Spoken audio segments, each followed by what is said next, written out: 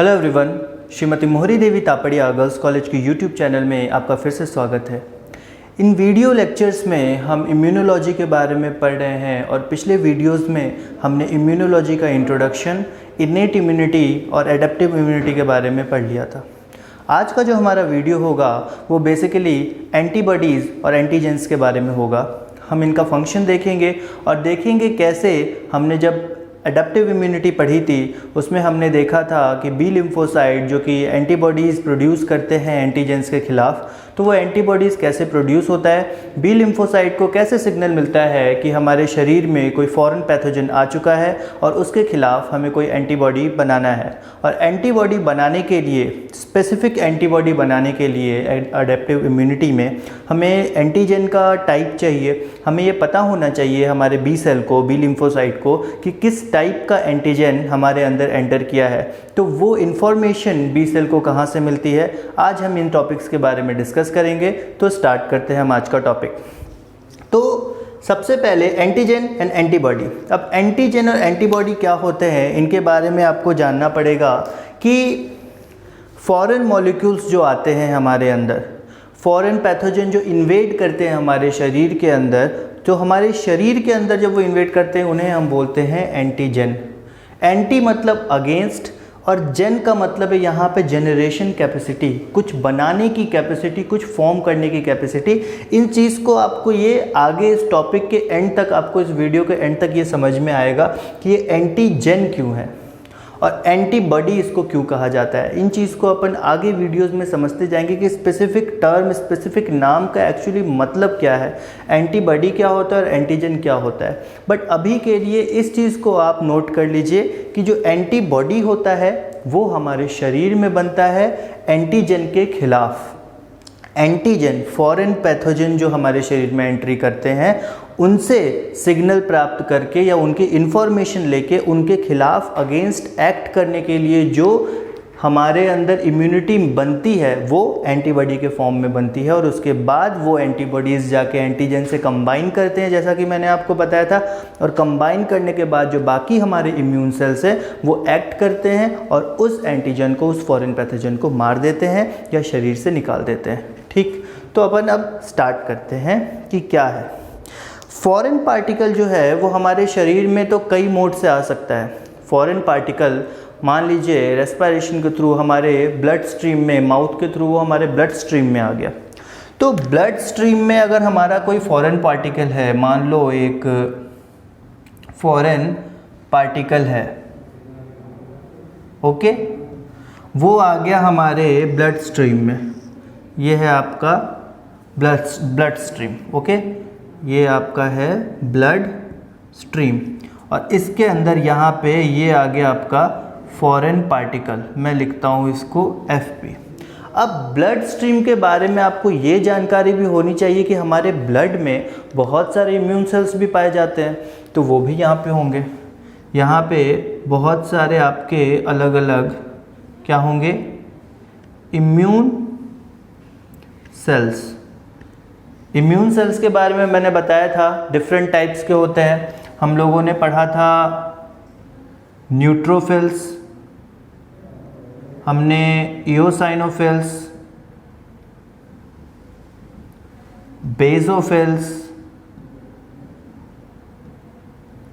फिर उसके बाद हमने पढ़ा था लिम्फोसाइट्स के बारे में।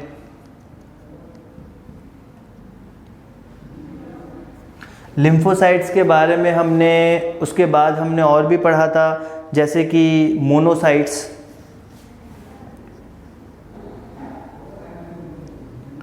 और ऐसे ही अपन ने और सेल्स के बारे में पढ़ा था, like dendritic cells, mast cell, macrophages, इन सब के बारे में अपन ने पढ़ा था। ओके, ये जो तीन हैं, न्यूट्रोफिल्स, इओसाइनोफिल्स और बेसोफिल्स, ये सारे जो हैं इनके बारे में आप देखो, अपन ने पढ़ा था कि जो न्यूट्रोफिल्स हैं वो बैक्टीरियाज पे एक्ट करेंगे।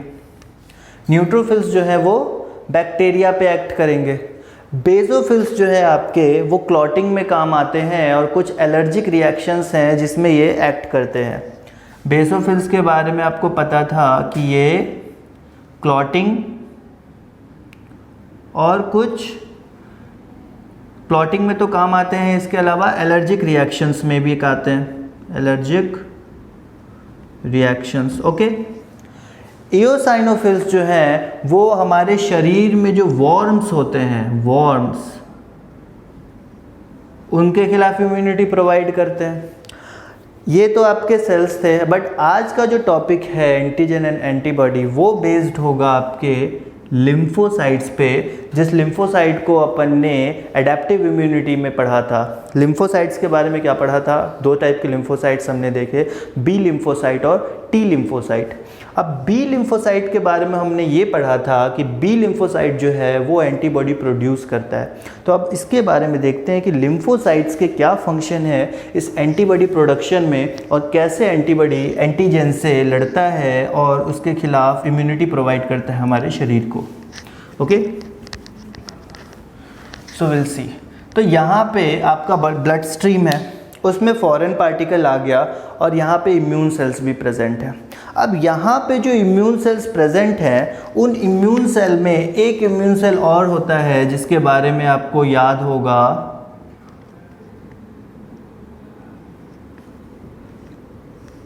Dendritic cell. डेंड्राइटिक सेल के बारे में मैंने बताया था। तो डेंड्राइटिक सेल जो है वो यहाँ पे आपके ब्लड स्ट्रीम में प्रेजेंट होगा। ये है आपका डेंड्राइटिक सेल जो कि ब्लड स्ट्रीम में प्रेजेंट होता है। अब डेंड्राइटिक सेल की एक स्पेशलिटी है कि वो आइडेंटिफाई कर सकता है, आइडेंटिफाई कर लेता है कि हमारे ब्लड स्ट्रीम में कोई फॉरेन मॉलिक्यूल प्रेजेंट है, फॉरेन पैथोजन प्रेजेंट है, इसको ये आइडेंटिफाई करेगा। डेंड्राइटिक सेल क्या करेगा? आइडेंटिफाई करेगा फॉरेन पैथोजन को, फॉरेन मॉलिक्यूल को, कि हमारे शरीर में भी कोई फॉरेन मॉलिक्यूल प्रेजेंट है। और आइडेंटिफाई करने के बाद क्या करेगा? आइडेंटिफाई जब कर लेगा तो ये जो डेंड्राइटिक सेल है,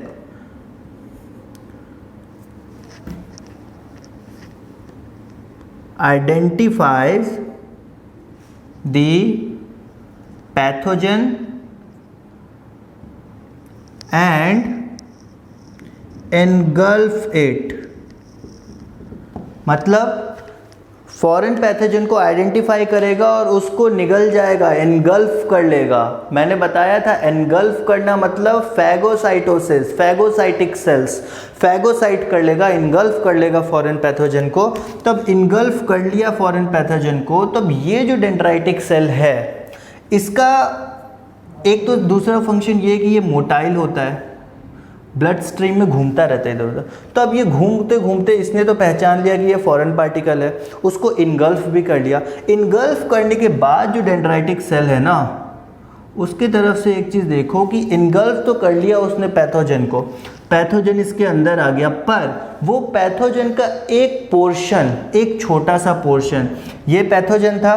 अब इस पैथोजन का एक छोटा सा पोर्शन वो अपने शरीर के, अपने सेल के बाहर रखेगा।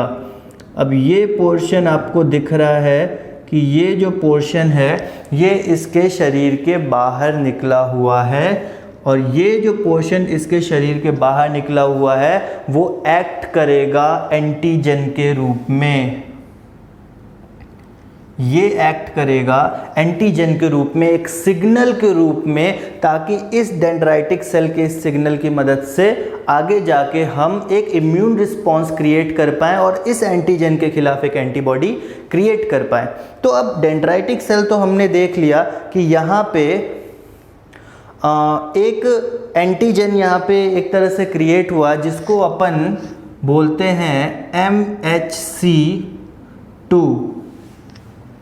MHC2, मेसोहिस्टोकम्पैटिबिलिटी 2, MHC2 बोलते हैं। अब ये MHC2 जो है ये यहाँ से क्या करेगा अपन आगे देखते हैं। तो MHC2 तो बन गया, इनगल्फ कर लिया फॉरेन पार्टिकल को डेंड्राइटिक सेल ने। ओके, यहाँ तक तो आपको समझ में आ गया होगा इजीली। तो जब डेंड्राइटिक सेल ने फॉरेन पार्टिकल को इनगल्फ कर लिया, अब डेंड्राइटिक सेल क्या करेगा? डेंड्राइटिक सेल ब्लड स्ट्रीम में है तो वापस घूमना चालू करेगा और घूम घूम के किसको ढूंढेगा? एक चीज़ और, ये इसको आगे बढ़ाने से पहले एक चीज़ मैं और बता देता हूँ। बी सेल और टी सेल, ये दो सेल अपन ने पढ़े थे लिम्फोसाइट्स में, B cell and T cells. यहाँ पे जो टी सेल्स है ना, वो एक तरह से समझो कि बी सेल का जूनियर है, बी सेल के अंडर काम करता है, बी सेल के लिए काम करता है। तो जो टी सेल है वो जूनियर है, किसका जूनियर है? बी सेल का। तो बी सेल क्या हुआ? सीनियर हो गया। ये वर्कर है और ये इसका मालिक है बी सेल। तो T cell junior, B cell senior. Junior के पास कोई काम होगा, जूनियर के पास कोई इंफॉर्मेशन आएगी, भाग के जाएगा वो सीनियर को देगा। उसी तरह से टी सेल के पास अगर कोई इंफॉर्मेशन आएगी तो वो जाएगा बी सेल के पास वो इंफॉर्मेशन को देने के लिए कि हाँ मेरे पास ये इंफॉर्मेशन है, हमारे शरीर में कोई फॉरेन पार्टिकल आ चुका है, फॉरेन पैथोजन आ चुका है, अब आप इसके खिलाफ एंटीजन बनाओ, एंटीबॉडी बनाओ। ओके, सो टी सेल आपका जूनियर है, बी सेल सीनियर है।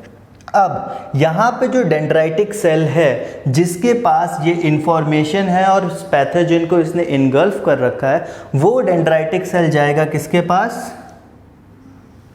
टी सेल के पास।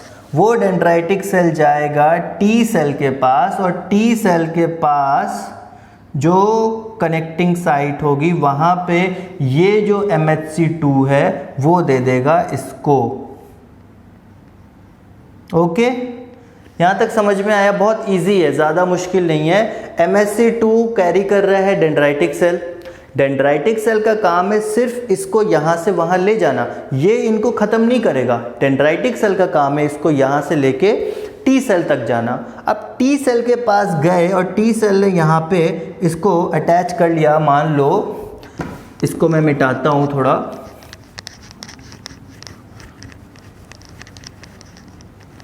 यहाँ पे MHC2 है आपका डेंड्राइटिक सेल का और वो आया यहाँ से टी सेल के पास।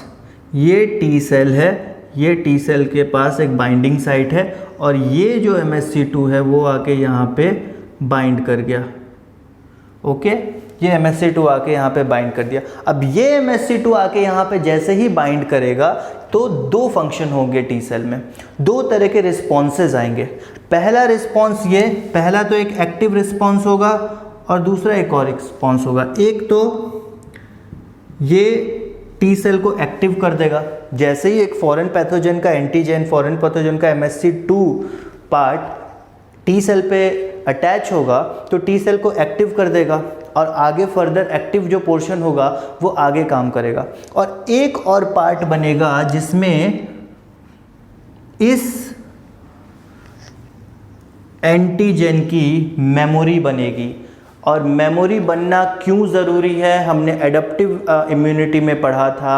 ये स्पेसिफिक टाइप ऑफ इम्यूनिटी होती है। एक ग्राफ मैंने बनाया था जब मैंने एडप्टिव इम्यूनिटी पढ़ाई थी कि जब फर्स्ट इंटरेक्शन होता है किसी भी फॉरेन पैथोजन से हमारे सेल्स का, तो फर्स्ट इंटरेक्शन में वो जो रिस्पॉन्स है उसके खिलाफ, उस पैथोजन के खिलाफ, वो इतना ज़्यादा नहीं होता।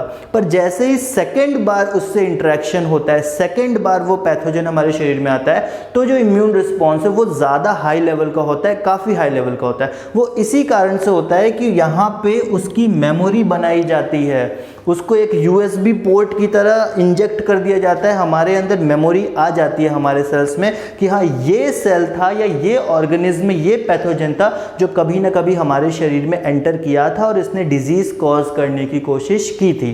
ओके, तो ये MHC2 जो है वो जैसे ही बाइंड करता है टी सेल के साथ तो टी सेल एक्टिव भी हो जाता है, उसके साथ साथ उसकी मेमोरी भी रख लेता है कि आगे चल के इन फ्यूचर यूज़ के लिए वो काम आ सके। अब अपन बात करते हैं एक्टिव पोर्शन की। मेमोरी तो बन गई, अब ये जो एक्टिव पोर्शन है ये कहाँ जाएगा? अब जब एक्टिव हो गया टी सेल, तो टी सेल एक्टिव होने के बाद मैंने बताया था टी सेल क्या है? जूनियर है। तो जूनियर है तो जूनियर किसके पास जाएगा? अब जूनियर किसके पास जाएगा? सीनियर के पास जाएगा। तो अब जूनियर जाएगा अपने सीनियर के पास और इनका सीनियर है बी सेल, बी लिम्फोसाइट से इनके सीनियर। और हमने पिछले क्लास में पढ़ा था कि जो बेसिक और मेन एंटीबॉडी प्रोडक्शन है वो कौन करता है? B lymphocyte. ये आपको याद होगा, बी लिम्फोसाइट क्या करता है? एंटीबॉडी प्रोडक्शन करता है। तो टी सेल के पास जो इंफॉर्मेशन थी वो इंफॉर्मेशन किसके पास अब गई? वो इंफॉर्मेशन पास हुई अब बी सेल के पास। अब बी सेल के पास जब इंफॉर्मेशन पास हुई तो बी सेल के साथ भी दो रिस्पॉन्सेज आएंगे, बी सेल के साथ भी दो काम होगा। पहला तो होगा एक्टिवेशन और दूसरा होगा मेमोरी। तो पहला तो एक्टिव हो गए बी सेल भी, बी सेल एक्टिव हो गया, और दूसरा बी सेल ने भी इस ऑर्गेनिज्म की, इस पैथोजन की मेमोरी रख ली कि आगे जाके कभी भी ये पैथोजन हमारे शरीर में एंटर करेगा तो हमें पता होगा कि इसने पिछले बार एंटर किया था और हमने इसके खिलाफ कैसी एंटीबॉडी बनाई थी, तो हमें नेक्स्ट टाइम एंटीबॉडी बनाने में इसके खिलाफ कोई भी प्रॉब्लम नहीं होगी और बहुत ईजिली हम उस डिजीज़ से या फिर उस ऑर्गेनिज्म से बच सकते हैं बिना किसी हार्म के। ओके, तो अब देखो मेमोरी बनी बी सेल की और बी सेल एक्टिव भी हो गया। ये मेमोरी रखना जो इतना ज़रूरी है वो एक चीज़ और, इस मेमोरी पे ना, ये जो मेमोरी है कॉन्सेप्ट, इसी पे आपके वैक्सीनेशन का कॉन्सेप्ट टिका हुआ है। इसी मेमोरी पे वैक्सीनेशन का कॉन्सेप्ट है। हमें जो वैक्सीन दी जाती है, हमें पोलियो वैक्सीन दी जाती है, हमें क्या कहते हैं और भी अलग हेपेटाइटिस की वैक्सीन दी जाती है। ये वैक्सीन क्यों दी जाती है?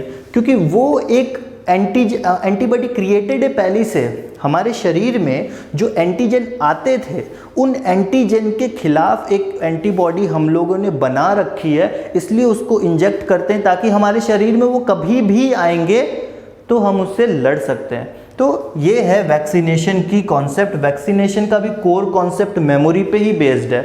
अगर मेमोरी रहेगी तो वैक्सीनेशन वर्क करेगा और हमारे शरीर में किसी भी टाइप का कोई भी डिसफंक्शन नहीं होने देगा, किसी भी टाइप की कोई बीमारी नहीं होने देगा अगर प्रॉपर वैक्सीनेशन की जाए तो। बी सेल के बारे में हमने देख लिया कि बी सेल भी एक्टिव हो जाता है और दूसरा जो है मेमोरी में चले जाता है। दो रिस्पॉन्सेस देता है, या तो एक्टिव भी होगा और मेमोरी भी क्रिएट करेगा। तो मेमोरी तो चलो क्रिएट कर लिया, और जो एक्टिव बी सेल होगा वो एक्टिवेशन के बाद कुछ केमिकल्स बनाएगा, कुछ प्रोटीन्स बनाएगा, जिन प्रोटीन्स को अपन बोलते हैं एंटीबॉडीज। ये था पूरा कॉन्सेप्ट आपका एंटीबॉडीज का। हमने स्टार्ट कहाँ से किया? ब्लड स्ट्रीम से। ब्लड स्ट्रीम में एक फॉरेन पैथोजन आया, फॉरेन पैथोजन आके हमारे ब्लड स्ट्रीम में घूम रहा था, तो डेंड्राइटिक सेल जो ब्लड स्ट्रीम में मौजूद होता है और मूव करता रहता है, उसने उस पैथोजन को पहचाना, उस पैथोजन को इनगल्फ किया और इनगल्फ करने के बाद उसका एक पोर्शन अपने शरीर से ऊपर रखा एज अ सिग्नल, जिसको अपन बोलते हैं MHC2। अब वो डेंड्राइटिक सेल जब उसने इनगल्फ कर लिया फॉरेन पैथोजन को, फिर वो गया ढूंढने किसको? टी सेल को। टी सेल के बाद जब टी सेल के पास वो गया तो उसने वो जो सिग्नल था वो टी सेल को ट्रांसफ़र किया। टी सेल को जब वो सिग्नल ट्रांसफ़र किया तो टी सेल के साथ दो काम हुए, एक बार टी सेल एक्टिव भी हो गया और टी सेल ने उसकी मेमोरी भी बना ली। अब टी सेल तो है जूनियर, उसको अपने सीनियर से पास जाना पड़ेगा क्योंकि उसको तो परमिशन चाहिए। तो टी सेल जाता है अपने सीनियर के पास, बी सेल के पास, और उस बी सेल को वो इंफॉर्मेशन दे देता है, वो MHC2 को दे देता है। तो बी सेल के पास जब इंफॉर्मेशन जाती है तो बी सेल के साथ भी दो ही काम होते हैं, वो भी मेमोरी अपना क्रिएट करता है, वो भी एक्टिव होता है। पर जब वो एक्टिव होता है तो वो एक स्पेशल टाइप ऑफ प्रोटीन्स का सिंथेसिस करता है, प्रोडक्शन करता है, जिसको अपन बोलते हैं एंटीबॉडीज़। और यही एंटीबॉडीज़ होते हैं जो जाके उस पर्टिकुलर मॉलिक्यूल पे, उस पैथोजन पे, मैंने बताया था याद रखना कि उस पैथोजन पे वो एंटीबॉडीज़ जाके बाइंड करते हैं, उस पैथोजन पे जाके वो एंटीबॉडी बाइंड करते हैं, मारते नहीं हैं। वो एंटीबॉडी जाके बाइंड करते हैं ताकि एक सिग्नल प्रोवाइड कर सके उन सेल्स को जो सेल्स उस एंटीजन को मारने की कैपेबिलिटी रखते हैं, उस मॉलिक्यूल को मारने की कैपेबिलिटी रखते हैं। ये चीज़ मैंने पहले ही बताई थी, ऑप्सोनाइजेशन के बारे में बताया था कि ऑप्सोनाइजेशन करते हैं मतलब एक तरह से शुगर कोटिंग करते हैं उस पैथोजन के ऊपर। तो ये एंटीबॉडीज़ जाके उसके ऊपर कोट कर देंगे। अगर कोई यहाँ पे मॉलिक्यूल है तो उसके ऊपर जाके ये पूरी तरह से चिपक जाएंगे। इस तरह से जाके उसको बाइंड कर लेंगे और एक तरह से सिग्नल प्रोवाइड करेंगे। बाकी के जो आपके ल्यूकोसाइट्स हैं, WBCs के सेल हैं, उनको सिग्नल प्रोवाइड करेंगे कि यहाँ पे ये एंटीबॉडी आपका मौजूद है जिसने पकड़ के रखा है उस पैथोजन को, आप आओ इसको किल करो और शरीर को बीमारी से बचाओ। एंटीजन, एंटीबॉडी, अब ये दो टर्म, ये कॉन्सेप्ट तो हमने समझ लिया। अब इन दो टर्म्स के बारे में समझो। हमारे शरीर में जो फॉरेन पैथोजन आया वो तो बाहर से आया, वो बाहर से आया, पर अगर वो पैथोजन नहीं आता, बाय चांस अगर वो पैथोजन नहीं आता, वो एंटीजन हमें नहीं मिलता, तो क्या ये एंटीबॉडी कभी बनती?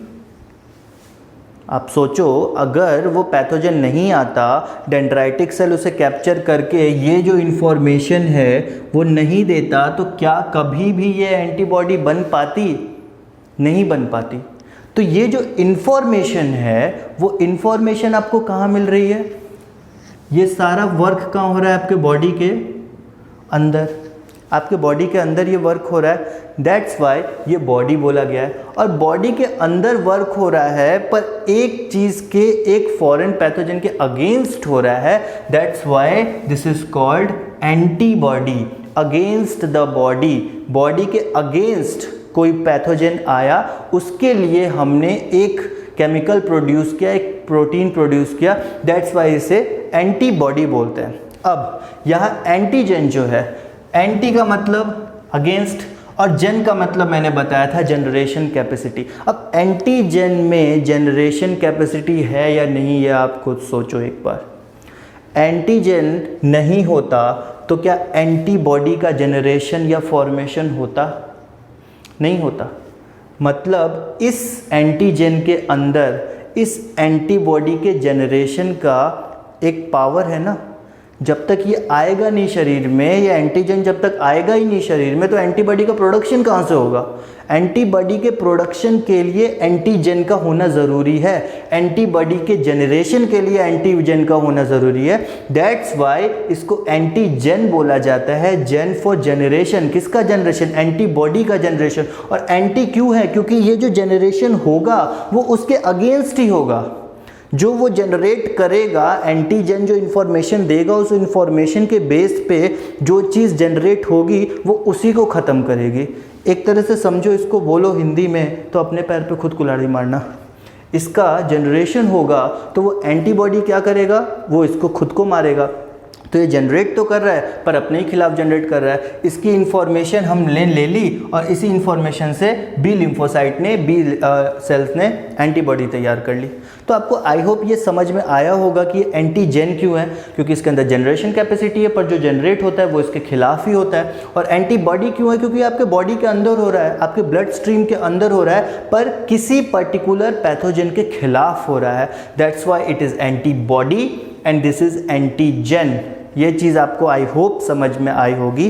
तो ये बेसिक ओवरव्यू था आपके अंदर एंटीबॉडी का प्रोडक्शन एंटीजन के इन्फॉर्मेशन से कैसे होता है, बी लिम्फोसाइट्स किस तरह से आपके एंटीबॉडीज़ का निर्माण करते हैं, उसमें टी लिम्फोसाइट की क्या भूमिका होती है, डेंड्राइटिक सेल्स की क्या भूमिका होती है, और इस एंटीबॉडी के बनने के बाद एंटीबॉडी कैसे ऑप्सोनाइजेशन करता है, इस सेल को इस पैथोजन से बाइंड होता है और बाकी सेल्स के लिए, बाकी जो किलर सेल्स हैं या फिर न्यूट्रोफिल्स हैं, बेसोफिल्स हैं, इओसाइनोफिल्स हैं, मास्ट सेल हैं, मैक्रोफेजेस हैं, जितने भी सेल्स हैं उनके लिए एक इन्फॉर्मेशन क्रिएट करता है, एक सिग्नल छोड़ता है ताकि वो आके अपना वर्क एफिशिएंटली कर पाएँ और उस फॉरेन पैथोजन को मार पाएँ, हमारे शरीर को किसी भी बीमारी से होने से बचा पाएँ।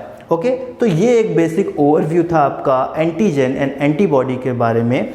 आई होप ये वीडियो आपको पसंद आया होगा। अगर आपको ये वीडियो पसंद आया हो तो प्लीज़ इस वीडियो को लाइक कीजिएगा, शेयर कीजिएगा और हमारे चैनल को सब्सक्राइब कीजिएगा। मिलते हैं एक नए वीडियो में एक नए टॉपिक के साथ। Thank you very much.